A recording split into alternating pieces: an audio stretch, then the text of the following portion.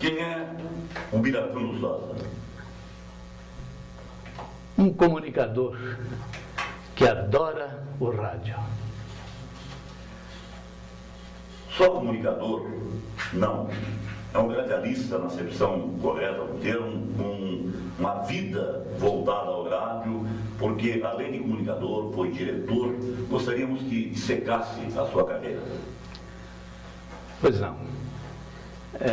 Eu comecei como locutor na antiga Rádio Marumbi, em 1948, e quando fui para lá já encontrei o Vicente Micos, que me honra igualmente a você e ao Paulo com a presença nessa entrevista. Começamos em 1948. A Rádio Marumbi havia festejado 2 anos de existência. E a Marumbi era uma emissora relativamente fraca, era a segunda do Paraná, a segunda de Curitiba, em Campo Largo.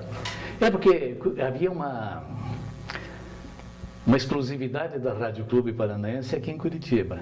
Então, Tobias de Macedo Júnior e o Arno Feliciano de Castilho fizeram uma sociedade, criaram essa rádio, fundaram, e fizeram lá, em Campo Largo. E a gente ia lá, em cima de um morro, em Ferraria, município de Campo Largo. Lá era o estúdio e era a torre também. No início, depois a gente começou a fazer aqui em Curitiba mesmo, na travessa Tobias de Macedo, antiga travessa Marumbi. E era uma emissora em comparação com a Rádio Clube, que era mais antiga, e com a Guaracá, que surgiu logo depois, no ano seguinte, fraca, menos potência e tudo, mas era uma emissora batalhadora. O que se fazia naquela rádio era algo extraordinário. E muitos radialistas de lá acabaram dirigindo emissoras, dirigindo departamentos em outras emissoras grandes. E a Marumbi teve a época que era a emissora dos esportes do Paraná. Também, é. Teve uma grande equipe da Leonel, Vilico Cruzeira, Martins Revelato, Osmar Queiroz, Ambelo Laileano, que foi o lançador do esporte no Mebade Ferrante, o Dino Brassac, né? O Brassac foi um pouquinho depois. Houve radialistas da mais alta qualidade, então isso é um orgulho para nós, porque era uma rádio que batalhava, sendo mais fraca, ia para a luta. Uma rádio escola, doutor Vieira? De certo modo, sim. Ali a gente aprendia de tudo um pouco de tudo. Então, você fazia locução comercial, escrevia programas, no meu caso, escrevia crônicas, apresentava programas. Depois, quando eu passei a diretor artístico, comecei a arranjar um jeitinho de fazer programas de auditório. Então, inicialmente, o slogan da Rádio Marumbi era a emissora das iniciativas. E era. Vivia inventando coisa para incomodar a Clube e incomodar a Guaracá, que apareceu depois. Mas fiquei 9 anos ali. Comecei como locutor, depois passei a diretor artístico, terminei como gerente. E daí o senhor foi para a Clube, não é? Para Clube. E o senhor levou alguns companheiros de Marumbi para a Clube também, né? Machado Neto. Alguns foram, né? Queiroz, Osmar Queiroz, alguns foram assim na sequência, porque me deu o Flebópolis, né? Também grande, gente excelente. A gente trabalhava na Rádio Marumbi, mas não saíam outros também, a gente ambicionava trabalhar numa emissora mais forte, mais poderosa. A Clube, então, tinha 2 ondas curtas. Depois que eu fui para lá, consegui batalhar junto com outros para pôr a 3ª onda curta da Clube. Mas então a gente ambicionava, e um dia me deu. Era gerente da Marumbi e pedi demissão, sem ter para onde ir. Hoje, uma loucura, né? Hoje em dia é uma loucura. Mas naquela época não sei se eu confiava demais no taco ou se deu o louco mesmo. Saí dali, pedi demissão, 30 dias para poder o outro ir assumindo e a gente passando todas as coisas, explicando tudo. Você já tinha saído de lá, né, Vicente? Nessa época você ainda estava lá quando eu saí? O Vicente Micos, que era meu companheiro de início de carreira lá. Alguns meses antes do Biratã, já em seguida, mas antes disso nós participamos de um programa na Rádio Clube, da Federação Mariana, lembra? Também, um programa religioso. E na Marumbi tinha Ondas Marianas, que foi o programa onde eu comecei, Ondas Marianas. Mas, Biratã, A gente sempre tem um sonho no início da vida da gente, tá? Eu quero ser bombeiro, eu quero ser isso, quero ser aquilo. O teu sonho era ser radialista? Era. Viu, Paulo? Eu era guri e fui com minha mãe e meu irmão. No Bacaxiri morava um tio meu que era militar. E chegando lá, eu não tinha rádio em casa, né? Nem conhecia isso. Chegando lá tinha um rádio Galena. Aquele que fica lá, e eu e meu irmão ficamos lidando ali, de repente pegou a Rádio Clube Paranaense. Limpo tudo, porque era a única da época, limpo tudo. E aquele vozeirão, eu tenho a impressão que era o irmão do Arthur de Souza, o Lores de Souza. Lores de Souza. Eu acho que era o Lores de Souza. Eu fiquei tão encantado com aquilo. Meu Deus do céu, esse homem está falando num outro lugar, eu estou ouvindo o homem aqui nesse aparelhinho, mas o que é isso? E aquilo ficou na cabeça, né? Tanto que depois, quando eu era congregado mariano da Igreja do Coração de Maria, e lá criaram para as festas paroquiais, as festinhas de igreja, com churrasco, com barraquinhas, né, vendendo e tal, aquela coisa de festa típica de igreja antiga, e criaram um serviço de alto-falantes. E esse serviço de alto-falantes, havia 3 locutores, o meu irmão, o Cleiton Lustosa, Foi radialista também. Foi radialista depois. O Maurício César, o nome dele era Maurício Toqueiro. Depois foi da Rádio Clube Paranaense, locutor e bom, com o nome de Maurício César. E eu, nós 3 ali, ficava anunciando as músicas, dedicada à senhorita de blusa vermelha, que está do lado da barraca tal, e homenagem do seu admirador, que está em tal lugar, sabe? Era a paquera da época, linda, romântica, né? Você que é radialista desde de menino, muitos dos radialistas começaram em serviços de alto-falantes. Eu comecei em alto-falantes. Você lembra alguém assim? Aqui já tem 3, Vicente, você e eu. E 4 com o Paulo. Nós 4 começamos. A maioria, eu acho. A maioria, alto-falantes, bons tempos. E muita gente, né? Aquele grande locutor nosso que começou na Rádio Clube, ele era... varria lá a Rádio Clube e tal.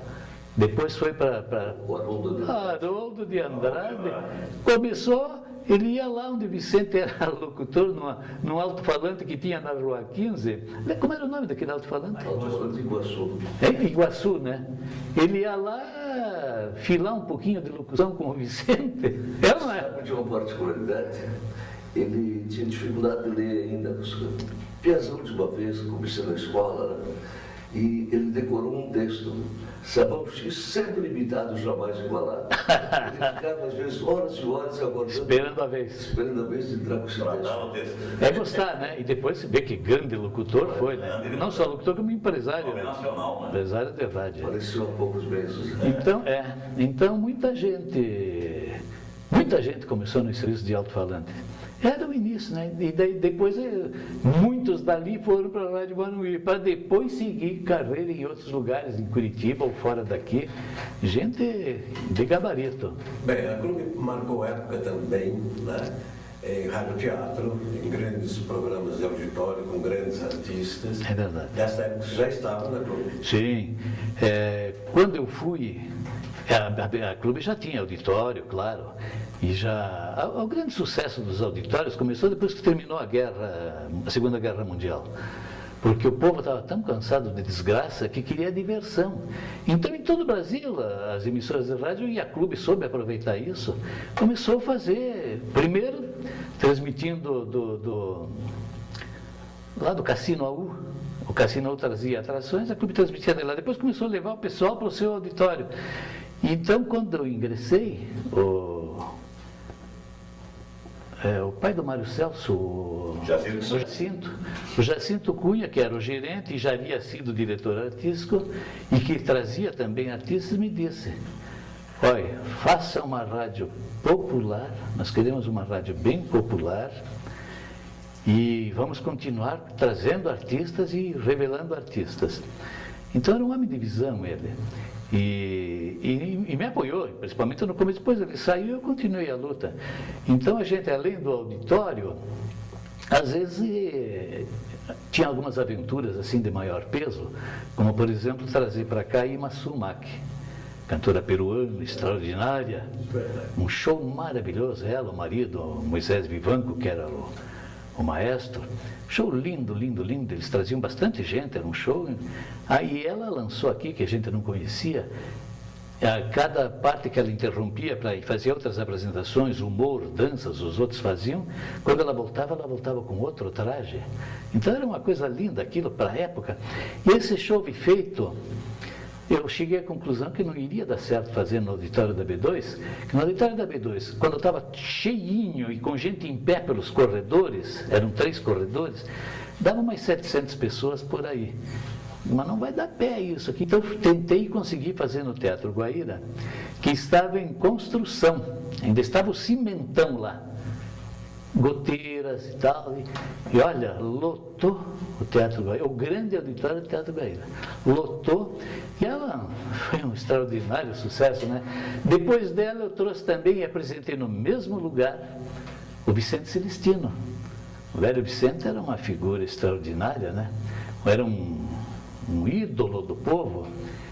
Eu até fui curioso que no dia que o Vicente iria se apresentar, choveu o dia inteiro. Na véspera, os motoristas de ônibus tinham entrado em greve. Eu digo, meu Deus do céu, enterrei a rádio dessa vez, né? Faltou luz de manhã. Eu estava tão desesperado já, mas chegou a tarde, foi amainando o tempo, foi ficando bom, clareou. Os motoristas fizeram um acordo e voltaram a trabalhar, começou a dar tudo certo. E já de tardezinha a chuva parou mesmo. Quando eu cheguei, ainda morrendo de medo, havia uma rampa do lado, assim, que a gente entrava por uma rampa, era no início. Uma fila já naquela rampa indo para lá, eu digo, meu Deus do céu. Cheguei lá dentro, estava quase lotado. E o Vicente deu aquele show dele. Lá pelas tantas eu perguntei para ele se podia... Vamos conversar, fazer perguntas e tal sobre sua vida. Havia muita curiosidade sobre a vida dele, se era verdade ou não que ele tinha sido ébrio, aquelas coisas, né? E começamos a conversar e eu perguntei, o público pode lhe fazer perguntas? Sim, pode. Aí um perguntava uma coisa, outro perguntava outra, né? Até que uma meninota lá, uma gaiata, seu Celestino, que idade o senhor tem? Puta, que troço chato, né? E ele já era idoso, né? Aí o velho não perdeu a rebolada, né? Eu tenho um vozeirão, né? Não me lembro se era 60 anos que ele tinha, ou era 65, mas enfim, era idoso. Eu tenho tantos anos bem vividos, e aqui estou bem disposto e cantando para... Fez o rococó dele. E aí ele cantou 2 músicas fora do microfone, e o microfone não fez falta nenhuma lá no Guaíra. Primeiro que o Guaíra tem uma acústica boa, né? E segundo que a voz do velho Vicente era um trombone de forte, né? Coisa linda. Mas enfim... Você falou que o Jacinto era o dono da rádio, né? Não, ele era o gerente. Recomendou a você que fizesse rádio popular. E que revelasse nomes. Você lembra de alguns nomes que foram revelados na época? Autores, cantores, radioatores, radioatrizes? Puxa, mas tem? Alguns. Bom, para começar, quer ver? Na hora foge, vocês vão perdoar. Emma Martins, Félix Miranda. Sim, os daqui? Daqui sim. Os que ficam. Sival Martins, Félix Miranda, Lourdes Maria, grande radiatriz. Meu Deus, o que tinha. O Mário Ventramel era um grande. O Mário eu sempre digo. O Ivo Ferro era o nosso diretor. O diretor era o diretor do radioteatro. Mas quando me perguntam sobre o Mário está sendo mal julgado ultimamente, por causa do fim da carreira dele, que ele estava fazendo programa de auditório e caiu naquela de pôr roupas coloridas e tal. Então muita gente considera um chacrinha paranaense. Ele ficava louco da vida quando diziam isso para ele, né? Mas o Mário era muito mais do que isso na carreira do Mário. O Mário era muito mais, era um excelente locutor, uma dicção muito boa, voz bonita, fazia radioteatro, narrava futebol, jogos de futebol, um improviso bom. Mas, meu Deus, eu achei em meus guardados um programa que eu produzia, em que eu fazia a vida dos funcionários, dos artistas da Rádio Clube, né? Por exemplo, Chico de Lima. Não tem nada do Chico de Lima, eu tenho, mas descobri agora. Então, agora que eu vou começar... O Chico de Lima, o nosso nordestino, né? O Chico de Lima, nordestino, que veio, e cantor, né? E aqui fui fazendo não só amizade, fiz parceria com ele, temos música ainda feitas em conjunto, né? Em parceria. E ele era um sucesso, morreu cedo, né? Morreu cedo. Medeiros Filho, grande cantor também. Aliás, falando no Medeiros, no Chico, você falou que teve parceria com o Chico em música. Eu me lembro que um dos grandes sucessos do Medeiros, nosso querido Medeiros, né? Saudoso. Meu amigo particular, foi o Divino Amor, composição do Biratã Lustosa. Vamos falar um pouquinho do Biratã Lustosa, compositor, do Biratã Lustosa, escritor, e o Biratã que foi diretor da Clube, me parece que você teve umas 10 passagens pela Clube, mais ou menos, né? Três grandes, assim, de 11 anos, outra de 10 anos, outra de... Entrava, acabou o Biratã era diretor da B2 de novo. Você lembra do seu primeiro programa? Sua produção e apresentação. Esse foi no Morumbi. Foi na Morumbi, mas não lembro, Vicente. Vamos tirar o pó. Vamos tirar o pó, Era um deles, Mas eu tive muitos programas depois, né? Então eu confundo já, eu esqueço. Foi muita coisa, muitos anos, né? Mas você havia perguntado... Do Medeiros. Você compositor, escritor. O Medeiros, a letra é minha, do Divino Amor. É a música do Lino Móqua. Lembra do Lino Móqua? Já faleceu também. E o Medeiros gravou e fez sucesso. Depois o Nuno Roland cantou essa música com um arranjo do Radamés Inátali, o Divino Amor, com a orquestra da Rádio Nacional. Consequentemente, arranjo do Radamés e a orquestra ficou muito melhor do que o que está no disco, né? Mas não foi gravado, só foi apresentado lá. E uma vez o Nuno falando nisso, pegou uma letra minha, Curitiba, Cidade Sorriso. O Nuno era um amigão que eu tinha, Nuno Roland, cantor da Rádio Nacional, o primeiro contratado da Rádio Nacional. Catarinense, gente fina aquele, muito bom, amigão. E ele pegou umas letras minhas e levou. Você fala do Nuno Roland, é bom lembrar que ele ficou destaque nacional cantando a Pirata do Perna de Pau. Né? Pirata da Perna de Pau. Um grande sucesso carnavalesco. Lancha Nova. Depois outros. Mais uma porção. E ele levou essa letra e amigão também do Radamés Inátali, deve ter dito assim, Radamés, tem um amigo em Curitiba que fez esse negócio aqui, e o Radamés fez a música. Então, veja que felicidade em minha vida, eu acabei ficando parceiro do Radamés Inátali. E quando faleceu, ele pegou e depois deu toda a partitura para o Nuno Roland com a grande orquestra, então um monte de instrumentos, ele deu para o Nuno Roland. E quando o Nuno morreu, e eu não pude ir lá para o Rio naquela ocasião, a esposa do Nuno depois mandou alguém trazer para mim em Curitiba a partitura inteirinha. Até hoje eu não recebi, ou a pessoa perdeu, ou esqueceu, ou resolveu ficar, né? Então eu não tinha prova disso.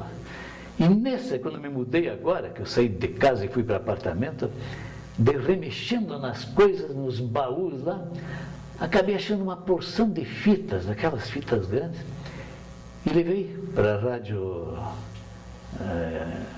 educativa, e lá eles conseguiram salvar uma porção de coisas, entre as quais uma gravação em que o locutor da Rádio Nacional, anunciando o programa Quando os Maestros se Encontram, aquela coisa de orquestra, né? A grande orquestra da Rádio Nacional, e de repente está lá, anunciando Curitiba, Cidade Sorriso, interpretada por Nuno Roland, uma música de Radamés Inátali e o Biratã Lustosa. Estou guardando aquilo com um cuidado tremendo, porque a minha relíquia não pode desaparecer. Eu não tinha prova nenhuma. Se alguém dissesse que eu era um farsante, eu ia ter que engolir. Agora não, agora eu posso mostrar. Lustosa, você tem na sua carreira, você poderia colocar assim, digamos, você começou com isso, depois foi mais isso, para a gente ter uma noção da sua parte mais intelectual, que eu sei que é vasta. Bondade. Saber, né? Bom, eu falei que comecei na Morumbi, né? Locutor, diretor artístico e gerente. Fui para B2 como locutor. Aliás, comecei como locutor substituto nas duas, depois locutor efetivo, que era assim, né, Vicente? Locutor substituto, depois que efetivavam a gente. Aí na B2 eu fiz todo esse trajeto, locutor, depois comecei a escrever, produzir programa e coisa e tal, diretor artístico. Eu estava na B2 com 4 meses e meio de casa, quando o Mano Bastos, que era o diretor artístico, saiu para ir para Porto Alegre. E o Jacinto me chamou e me nomeou. Opa, mas era o que eu queria na vida, né? Então me dediquei mesmo, trabalhei mesmo, batalhei. E tentei fazer tudo aquilo que ele havia, a cuja incumbência ele me deu, e a gente tinha sucesso na época, né? Era um sucesso extraordinário, a Rádio Clube Paranaense era uma emissora ouvidíssima. Um dos grandes sucessos, os programas de auditório. E eu me lembro 2 lançados por você. Um em parceria com o Mário, né? O Expresso das Quintas. E o outro, o Festival da Antena, que era o seu programa, né? O Festival da Antena era meu. E já apresentava na Marumbi, depois levei. O Expresso era do Mário Fraga e depois ficou só o Mário. O de parceria era com o Mário, Carrossel de Atrações. Que nós contratamos, a B2 sempre teve orquestra e já fazia anos que havia dispensado.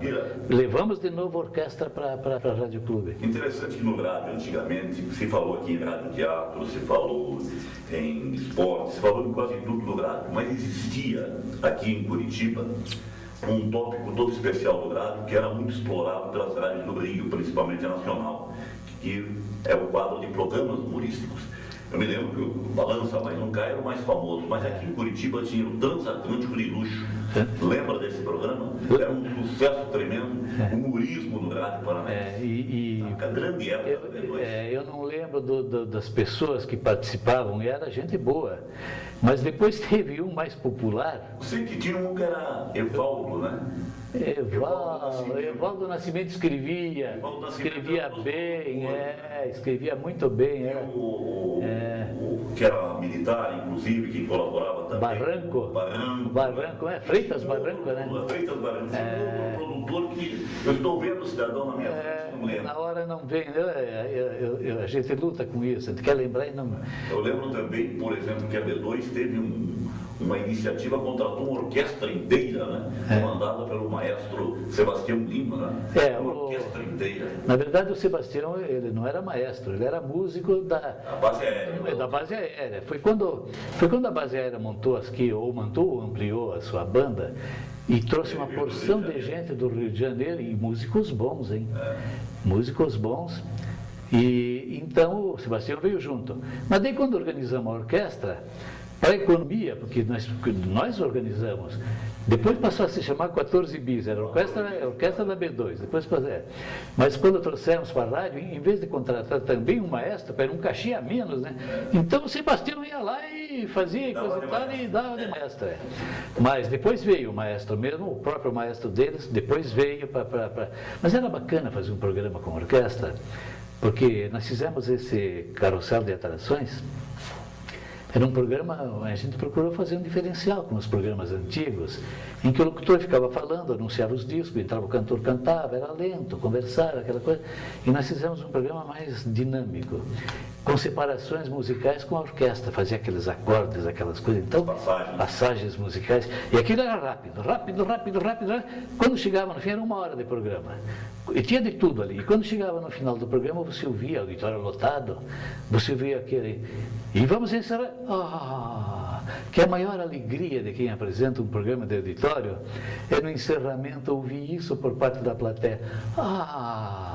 Lamentando aquilo estar terminando. Aquilo é uma glória para a gente. Isso acontecia sempre. Então, uma pergunta que eu gostaria de colocar para você. Tem outra coisa que você gostaria de ter feito em rádio e lamenta não ter feito? Eu sempre fico me cobrando, porque hoje eu vejo campanhas assim boas, educativas, campanhas. Não sei se faltava alguma coisa para a gente. Eu deveria ter feito coisas de maior realização assim, não só artística, como também cultural, politicamente, enfim, fazer coisas assim que tivessem uma influência grande na formação da opinião pública, que o rádio Eu respeito muito a rádio, sempre respeitei, é um formador de opinião pública. Então eu sinto falta, assim, de algumas coisas que eu acho que devia ter feito e por alguma razão não fiz, não sei se eu estava tão empolgado com aquilo tudo, porque era trabalho demais, Paulo. E a gente fazia aquilo com um amor tão grande.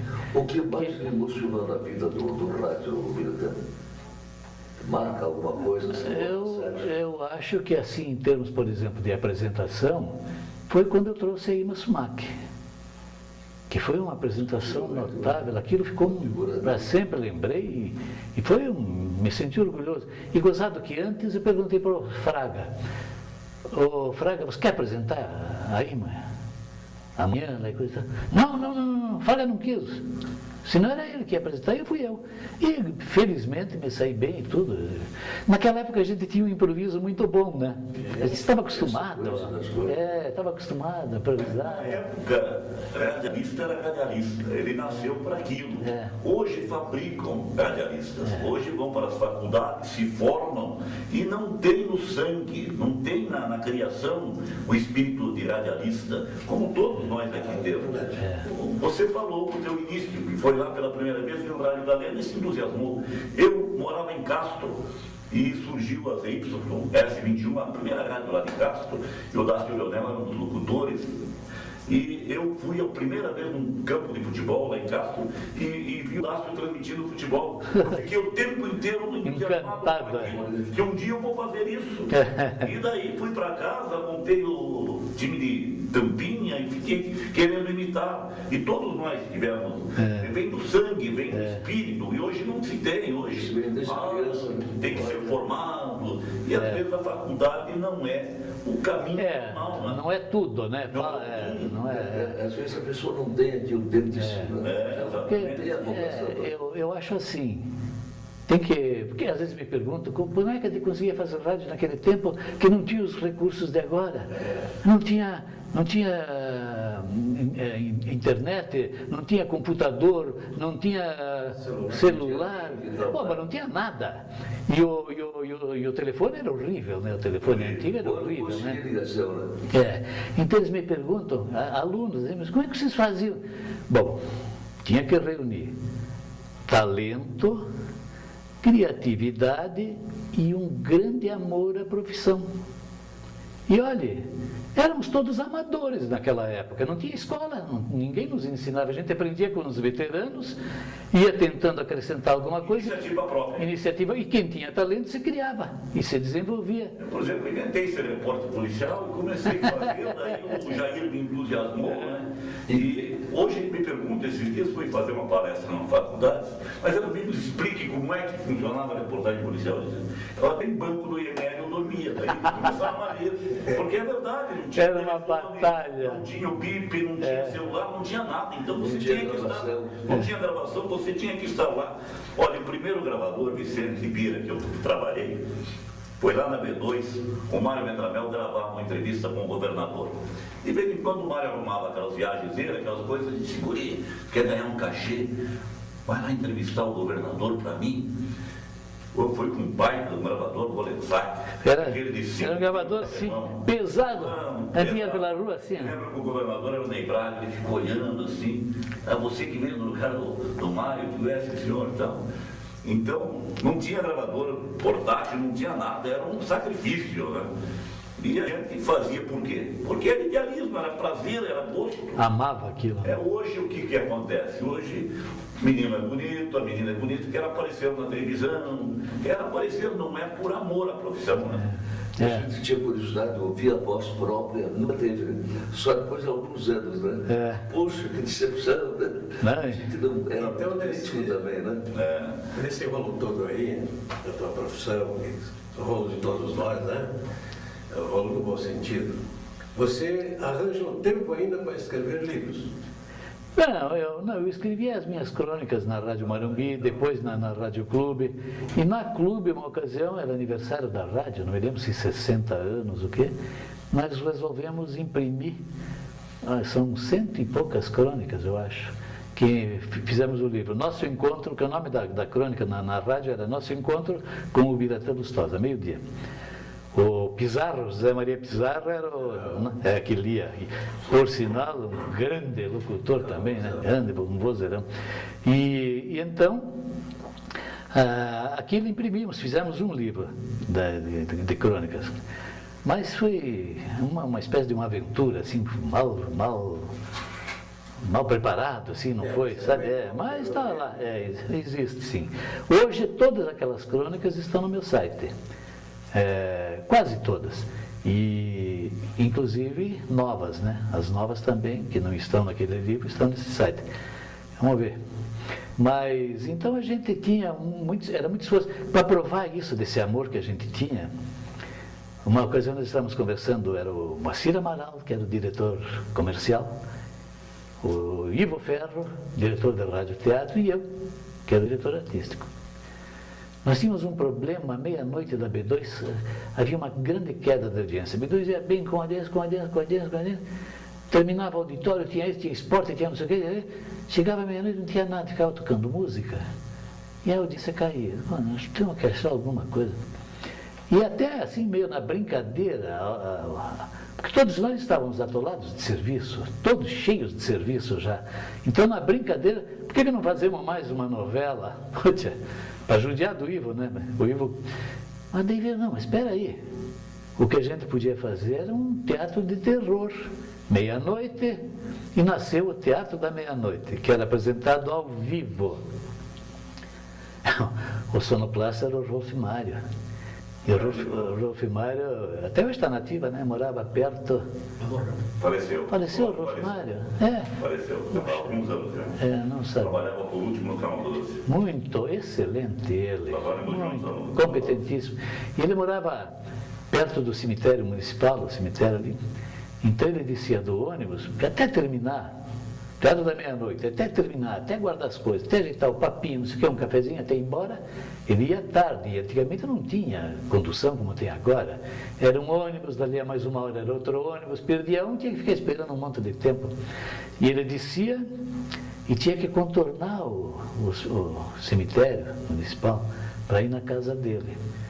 E ele estava ficando nervoso, porque ele saía dali tenso, com aqueles gritos, aqueles uivos, aquela sonoplastia, aquela coisa toda, aquelas invenções que a gente fazia, né?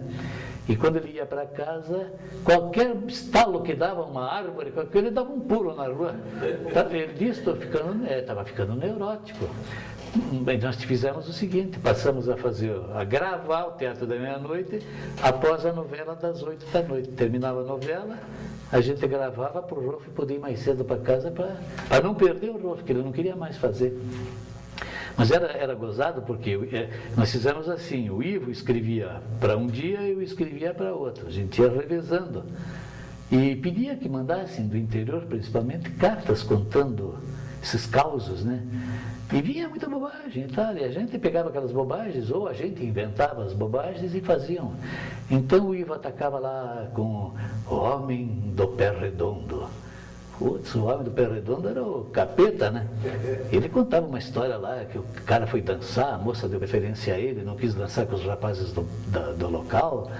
E quando ele saiu com ela, foi acompanhada em casa, quando ela olhou, havia aquele barulho toque, toque, toque na calçada, que ela olhou, eram 2 cascos redondos, né?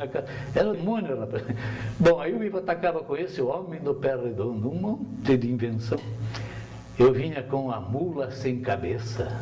Pelo amor de Deus. Aí eu vinha no dia seguinte com mais um negócio, eu punha lá a Mansão das Almas Perdidas. Então E formou audiência grande. Formou audiência grande. Mas a gente ficava tão tenso, eu escrevia em casa. Minha casa era ali na Praça Subidor Pardini, então a parte da frente era de alvenaria e os fundos eram de madeira. E a cozinha era de madeira e eu ficava ali para não fazer barulho. Então, uma hora... Isso, de vez em quando estralava no corpo. 1h, 2 da manhã estava eu lá, tu fazendo o que ia no dia seguinte, né? E de repente, madeira estala, né? Eu dava cada pulo na casa. A gente fica tenso. Mas, Piratano, a carreira da gente sempre muito divertida, muito emocionante. Eu, como todos nós aqui, profissionalmente, tivemos uma vida maravilhosa, na verdade. Mas a tua infância, como é que foi? Porque eu li uma crônica, Mulheres Pais, que você escreveu, eu gravei, e percebi ali que tinha muito da tua vida ali. Como é que foi isso? Sim, eu lembro. E por sinal, muito obrigado, ficou muito bonita a sua leitura ali, sua interpretação. Eu me refiro às mulheres que, com a morte do marido, foi o caso nosso lá, meu pai morreu, ia fazer 2 anos ainda.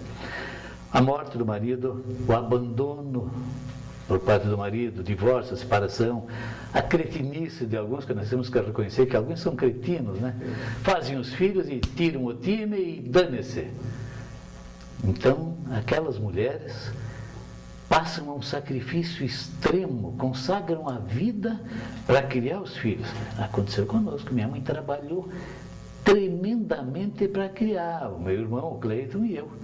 Ele se formou dentista e eu advogado, que acabei não exercendo porque me envolvi no rádio de tal maneira que estou até hoje. Mas realmente tem um trechinho assim. E eu vou lançar uma agora no próximo que eu vou mandar para você, para o próximo Dia das Mães. Eu tenho uma outra que você provavelmente vai gostar, porque é mais ou menos esse estilo assim, tá? Mas essas crônicas, tem uma que eu escrevi, a campeã era Dobram os Sinos em Hiroshima. Correu o mundo. Você achava em site, até hoje tem alguns sites, você acha em site de Portugal, escambau A4 aí.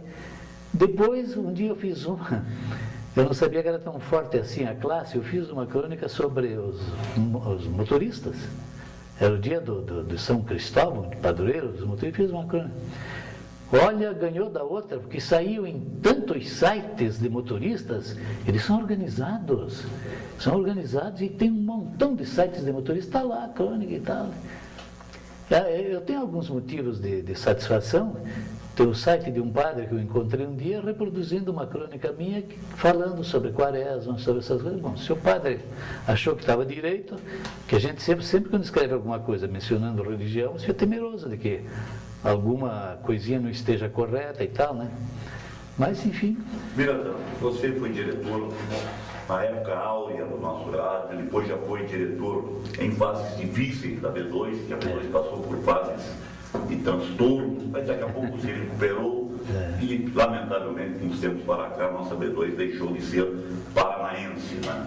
E é um lamento. Como você analisa o rádio de hoje, num termo comparativo com o rádio que nós vivemos lá atrás? Para nós que trabalhávamos no rádio, era muito melhor, porque a gente tinha mais emoções, né? As emoções eram seguidas, frequentes. A clube reunia em torno de 100 pessoas, entre cachê, ordenado, registro, não registro, diletante. Então aquilo era um movimento constante, né? E o rádio, eu sou um admirador do rádio, e ninguém me tira isso da cabeça, a força que o rádio tem, o poderio que o rádio tem. Eu mencionei há pouco, o rádio faz opinião pública. Só para ajudar. Dia desse eu recebi um e-mail seu falando que alguém plagiou uma sua crônica, um seu comentário sobre o rádio, sobre exatamente este enfoque que eu estou pedindo que faça agora. O rádio ontem e hoje, você fez uma análise perfeita naquele comentário, dizendo que o nosso rádio, os nossos dirigentes de rádio perderam o rumo das coisas, se desinteressaram. Ali inicialmente quer dizer que eu não sei se foi propriamente plágio ou infantilidade, inocência, não sei. Alguém pegou, mandou para uma porção de sites de jornalismo e tal, e de rádio, e mandou e não pôs o meu nome. Muitos, em alguns casos, pensaram, bom, é desse camarada, e puseram o nome dele. Não, mas não é justo. Aí fui descobrir e tal, talvez nem tenha havido maldade, mas aí tive que avisar uma porção de sites para mudar isso, aquilo, me deu uma mão de obra, porque a gente não gosta, né? Se bom ou ruim, o que é meu, o que não é meu, eu respeito, né? Não é porque eu pegar de alguém pegar o que é meu. Mas essa crônica foi muito bem aceita, em especial por radialistas, e provavelmente não aceita por Proprietário. difusores, os radiodifusores que a gente costuma diferenciar. O radiodifusor é o proprietário e o radialista é o que trabalha em rádio, né? Muita gente une as duas coisas, mas aí o comentário é esse, que primeiro deixaram sucatear os transmissores de ondas curtas. Foram deixando sucatear, daqui a pouco, mas não presta mais isso, não é? E acharam quem comprasse. Era tão ruim que acharam quem comprasse. Você veja como é. Depois foram deixando sucatear os de onda média. Aí, porque começaram a vender os de onda média, começaram a alugar, a arrendar, um negócio que é. E esse acontecimento que você citou, do nosso exemplo aqui de Curitiba, foi lamentável porque a Rádio Clube Paranaense era uma emissora tipicamente paranaense. Histórica. Era histórica e fazia parte da história do Paraná, era um retrato do povo. Né? E com a mudança que fizeram, o que eu lamentei foi que eu achei que se havia necessidade de ser vendido, arrendado, lá o que seja, fosse para alguém aqui de Curitiba. Por que pegar estranhos, em especial? Pegar uma rádio paulista muito boa, tudo bem. Mas acontece o seguinte, quem está aqui liga uma rádio daqui, ou quem está fora e liga uma rádio daqui, quer ouvir coisas daqui. Exato. Perdeu. Quer ouvir as coisas daqui.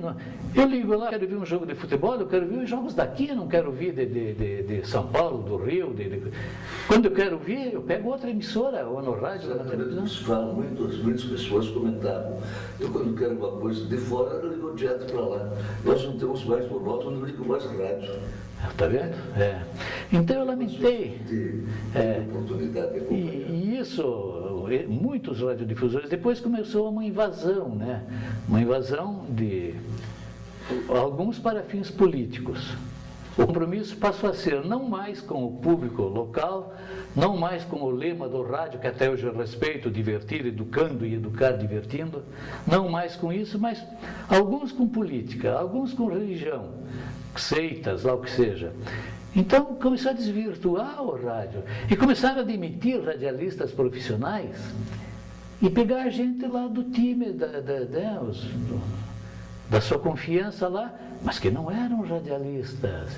E aí eu cito isso, o radialista tem que ter sensibilidade, tem que Existe ter... a lei das concessões, não é? Esta lei das concessões, ela vem sendo desrespeitada há anos e anos, e de uns anos para cá, então, o desrespeito é completo, é total. E o que a gente lamenta é que aqueles que deveriam fazer com que as leis fossem cumpridas, ou seja, os deputados federais, não tomaram conhecimento e nós estamos aí, hoje com as nossas emissoras locadas, simples retransmissoras, então o nosso rádio passa por um momento extremamente complicado.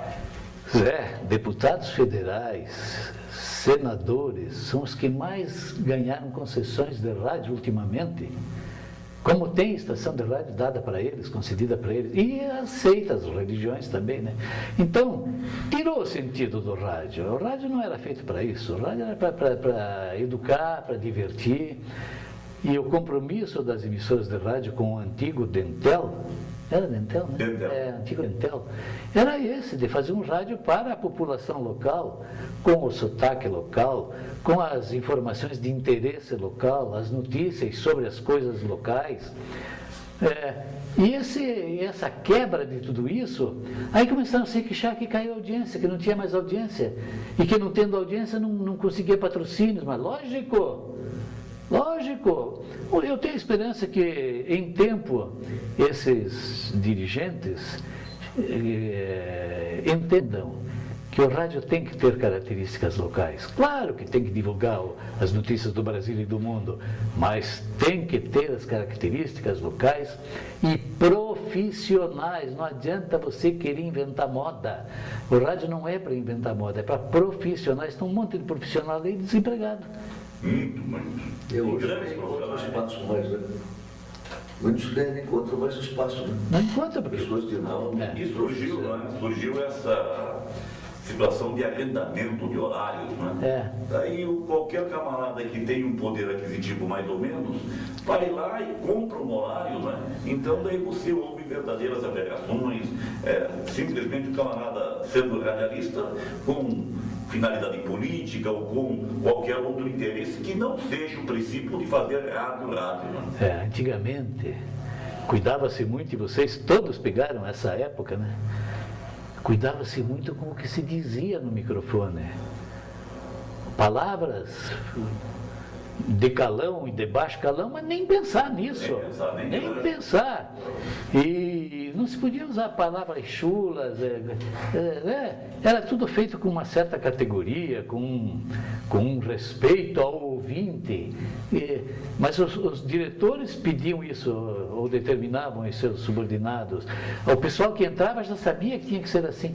Mas depois começou a aparecer tanta coisa na televisão. Exigia-se português correto, uma série de coisas que hoje não respeitam mais. É uma brincadeira. A gente recomendava, não precisa falar difícil, pegar dicionário e ficar arranjando palavra difícil. Palavras simples, mas corretas, né? Que sejam aceitas pelo povo de um modo geral. E a gente então eu, na B2, fizemos isso, fazer rádio popular para o povo, e rendeu durante uns bons anos, né? Havia um esquema, né? Era auditório, tinha de tudo um pouco, né? Radioteatro, esporte e notícias. Com esses quatro charadas. E as crônicas, não é? Que hoje poucos fazem, a vista do meu ponto, puxa, extraordinário Vanderlei. O Edivaldo Salomão escrevia uma crônica, várias crônicas abordando assuntos da cidade, o Freitas Barranco escrevia muito bem. E tinha aceitação, até hoje, né? Até hoje tem, né? Não pode, mas não faz eu, por exemplo, uso muitas crônicas, leio as suas, eu leio crônicas do Nelson Valente, que está agora escrevendo a vida do Jânio Quadros, que me encaminha para o meu site, me encaminha as crônicas. Eu acho crônica uma maravilha, que retrata uma realidade. E tem gente que gosta. Memória viva, né? Memória viva. Mas enfim, a gente, então, o rádio em comparação com o de hoje, tinha uma série de diferenças, né? Agora, hoje tem talentos? É claro, peraí, não é que está tudo. Existem radialistas talentosos, que poderiam até ser mais apoiados pelos seus diretores. Existem radialistas que têm convocação para o rádio, que estão atuando. Agora, muitos estão já na Rua da Amargura, sem ter onde trabalhar, sem ter onde exercer sua atividade. Mas não quer dizer que não existem e são bons, tem muita gente boa ainda. Agora, tem muita gente boa surgindo, um idealismo de ser radialista, mas não consegue espaço. Falta espaço. O menino vai procurar um espaço para trabalhar de verdade, não, tem que pagar o horário, mais isso, mais aquilo. Eu sei porque eu tenho dado oportunidade a muitos aí ao longo dos anos. O Paulo deu experiência nessa de horário, né, Paulo? Chegou um cara para ele, pô, Paulo, você está com a voz boa, e tá mesmo, está com vozeirão, hein? Está com uma voz boa, tua dicção é boa. Porque você podia fazer um programa lá conosco, na nossa rádio lá. Bom, vamos ver, podemos conversar. Tem um horário bom para você vender. Mas o que é? O que é? É assim mesmo. Não foi assim, Paulo? Tem horário bom para te vender. Nessa altura dos acontecimentos, não está procurando publicidade por aí. É dureza. Mas e o rádio e a internet? O que você acha? Eu não vejo. O caminho do rádio é a internet? Em grande parte. Você vê o rádio, eu brinco dizendo que o rádio é mutante, né? O rádio era onda média, onda curta, depois veio a frequência modulada, e vai acabar lá, não acabou nada, todo mundo. Depois veio a televisão, e vai acabar, não acabou coisa nenhuma, está tudo ali. Depois a internet, ótimo, porque o rádio pela internet é o que é? É rádio. Então ele é mutante, ele vai se adaptando às circunstâncias, mas continua sendo rádio. Então não há preocupação de que o rádio acabe, porque não vai acabar de jeito nenhum. Porque a própria televisão é rádio e televisão, canal da rádio e televisão, canal da não é televisão só. Exato. Só tem o rádio, só tem rádio. Então, muita gente se preocupa, não, eu acho que não. Hoje, a internet está ajudando. O pessoal de notícias, por exemplo, até o teu próprio programa, quanta coisa se tira da internet que aproveita notícia, informação, acontecimentos, isso, aquilo, estamos ali, vai se adaptar e... O Biratã, você lembra, quando eu atuava na Morumbi ainda, a primeira FM começou a usar? Não tinha ouvinte, né? Acontece o seguinte, o estúdio da Morumbi era em Ferraria, como o Biratã já teve oportunidade. E de um certo tempo em frente, o Tobias Macedo conseguiu uma FM de 100 watts, mono, em Curitiba, para o estúdio da Morumbi passar para Curitiba e Campo Largo repetia. Ele até foi um dos primeiros editores. Era do nosso tempo isso, Mas não tinha ouvinte, né? Servia só como link. Servia de link. Você e o Vicente falam muito da Rádio Morumbi. E eu, por uma questão de respeito, faço nesse momento uma homenagem. Eu sei que ele foi um grande colega de vocês e amigo. E é uma legenda do nosso rádio, da nossa televisão, do nosso meio de comunicação. Dia desses, inclusive, tínhamos reunidos um grupo de amigos do qual ele participava. Osni Bermudes, o que representa Osni para vocês em termos de rádio? Além de tudo, amigo. Né? E foi o nosso primeiro operador de som. Primeiro operador, Osni Bermudes. Osni, quando me convidaram para a gerência, eu tinha que pegar alguém para cuidar das finanças. Quem que eu fui procurar? Por confiar extremamente. Osni Bermudes. E acertei. Ele passou a ser o nosso tesoureiro. Osni cuidava disso tudo. Era um amigão. Amigão. Competentíssimo, sonoplasta competentíssimo. Depois criou aquelas traquitanas na televisão. Demonstrou sua competência também na televisão. Um saudoso amigo. Você se lembra de um teatrinho que nós fizemos na Morumbi? Ele falou agora dos Osni, eu me lembrei de tudo isso. Era o mês de junho, mês de Santo Antônio, né? E eu resolvi escrever uma... Do Biratã, me fugiu o nome agora, escapou. Mas você vai lembrar. José Jurandir Pupié. Mas eu resolvi fazer uma radiofonização da vida de Santo Antônio. Negócio bonito de fazer uma radiofonização. Mas nós não tínhamos radioteatro lá. Então, pegou o Vicente Micos, Osni na sonoplastia, puxa vida, as meninas lá, tinha diversas locutores, Regina Célia, isso, e fizemos o radioteatro e o Zé Pupi era João Lídio Celerbetti, que era o narrador, e aí na hora de apresentar não me aparece, o Zé Pupi não apareceu, e agora? Bom, o outro faz o papel dele. Então começou a apresentar, estava tudo muito bem, ao vivo, não tinha gravação para isso, ao vivo. A vida de Santo Antônio, aquela emoção, aquela coisa toda. E aí tinha um trechinho lá que havia o povo todo falava ao mesmo tempo, porque houve um milagre. E naquele momento e tal e coisa, eu pus lá vozerio, e todo mundo, aquele vozerio. Nisso me abre a porta, entra o Zé Pupi, e ele olhou, não sabia o que estava acontecendo. Aí, macacada! Biratã, suas considerações finais para encerrar esse excelente bate-papo que tivemos aqui. Mais uma vez agradeço a vocês, agradeço ao pessoal da casa todo, todos os amigos, todos batalhadores dos velhos tempos, e deixo aqui a minha alegria de ter estado com vocês, de vocês estarem aqui junto comigo nessa entrevista, e faço um pedido aos radialistas de hoje. Pelo menos nisso, no lema do rádio, voltem ao passado. Tem gente que diz que saudosismo não paga conta. É Bossal quem diz isso.